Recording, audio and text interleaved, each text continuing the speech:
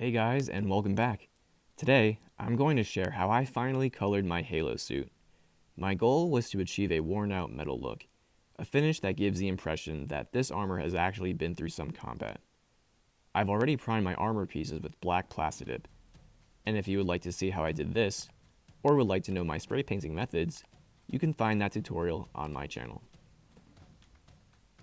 For this painting tutorial, we will be working in 6 layers, not including the Plastidip layer. Our first layer will be the base coat.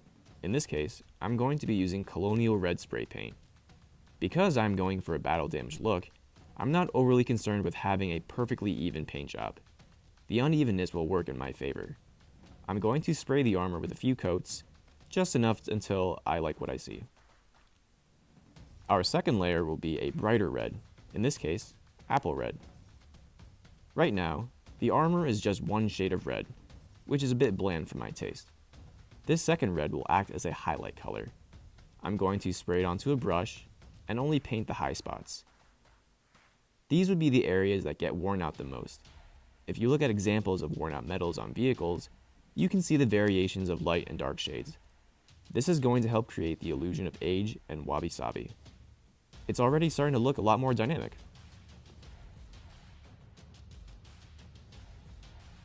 The third layer will be the dark shadows using a wash technique.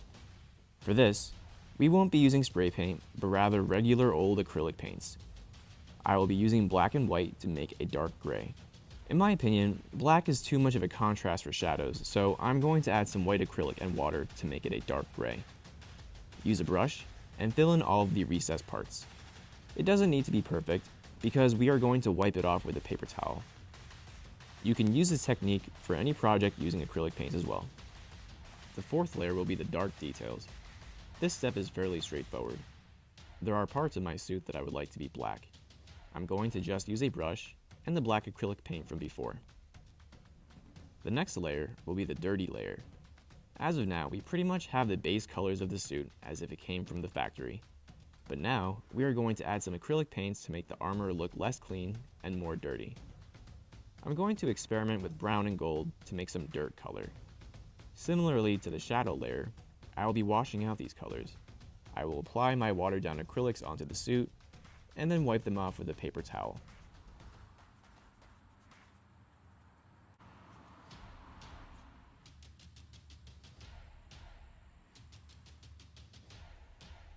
Our last layer will be the highlight chips and scratches. This is probably my favorite step.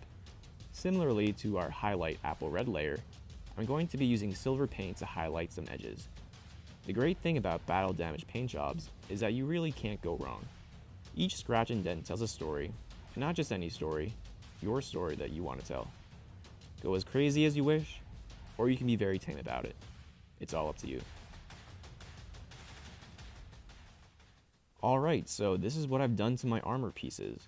An optional final step would be to add a matte clear coat to protect the paint. If you do decide to do this, I recommend using a matte clear finish rather than a glossy one, because I feel as though having a shiny, battle damaged suit is a bit too polarizing. I'm nearly done finishing painting, but there is still a few things left to do before I can say my Halo 3 suit is officially completed. Thanks for watching, and I hope you learned something. Stay safe everyone, keep creating, and now, time for a photo shoot.